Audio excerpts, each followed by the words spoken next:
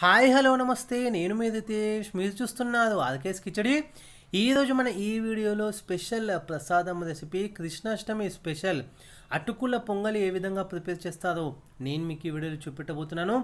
ఎంతో టేస్టీగా ఉండే ఈ ప్రసాదం రెసిపీ అటుకుల పొంగలి చాలా సింపుల్గా మనం ప్రిపేర్ చేసుకోవచ్చు.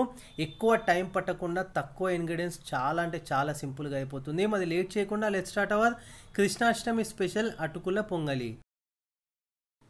అటుకుల పొంగలి ప్రిపేర్ చేసుకోవడానికి ముందుగా అడుగు మందంగా ఉన్న థిక్నెస్ ఎక్కువగా ఉన్న ఒక కడాయి అనేది ప్రిఫర్ చేయండి. అందులో 2 స్పూన్ల వరకు నెయ్యిని హీట్ చేసుకున్న తర్వాత మీకు అవైలబుల్గా ఉండే ఏదైనా డ్రై ఫ్రూట్స్ మీరు యాడ్ చేసుకొని మంచి లైట్ గోల్డెన్ బ్రౌన్ వచ్చేంత వరకు మీరు ఫ్రై చేసుకోవచ్చు. ఇప్పుడు ఇవి ఒక బౌల్లో తీసి పెట్టుకుందాము.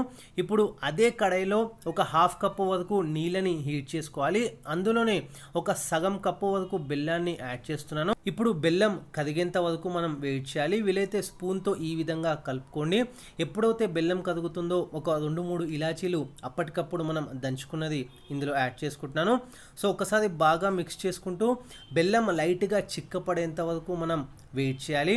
ఈ విధంగా ఈ స్టేజ్కి వచ్చేంత వరకు మనం వెయిట్ చేయాలి. ఒక్కసారి వేళ్ళతో చెక్ చేసుకోండి, లైట్గా అంటుకోవడం స్టార్ట్ అవుతుందో అప్పుడు మనం ఆ స్టేజ్లో ఉన్నప్పుడు ఒక 2 స్పూన్ల వరకు కొబ్బరి పొడి అండ్ ముందే మనం వాష్ చేసి పెట్టుకున్న ఒక కప్పు అటుకులని నేను ఇందులో యాడ్ చేసుకుంటున్నాను.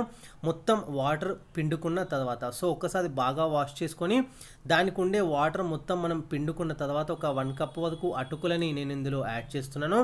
అటుకులు కూడా యాడ్ చేసుకున్న తర్వాత బాగా మిక్స్ చేసుకోండి. బాగా మిక్స్ చేసుకొని ఆ బెల్లం పాకం మొత్తం అటుకులకి బాగా పట్టే విధంగా మిక్స్ చేసుకున్న తర్వాత ఇప్పుడు వేయించుకున్న డ్రై ఫ్రూట్స్ కూడా ఇందులో యాడ్ చేసుకొని ఒక 2-3 నిమిషాల పాటు లో ఫ్లేమ్లో అట్లానే స్టవ్ పైన ఉంచి సర్వ్ చేసుకున్నట్టయితే ఈజీ అండ్ సింపుల్ అటుకుల పొంగలి కృష్ణాష్టమి స్పెషల్గా రెడీ అయిపోతుంది. చాలా బాగుంటుంది. ఇది వాళ్ళ వీడియో కనుక నచ్చినట్టయితే లైక్ చేయండి, షేర్ చేయండి, కామెంట్ చేయండి. ఛానల్ ఏమైనా కొత్తగా విజిట్ చేస్తున్నట్టయితే వీడియోస్ చూడండి. నచ్చితే కనుక కంటెంట్ అప్పుడు సబ్స్క్రైబ్ చేసుకోండి. ఇంకేమైనా మీకు రెసిపీలో డౌట్స్ ఉన్నా మెసేజ్ చేయొచ్చు. ఇన్స్టాగ్రామ్లో కూడా మీరు follow. Thanks for watching this video.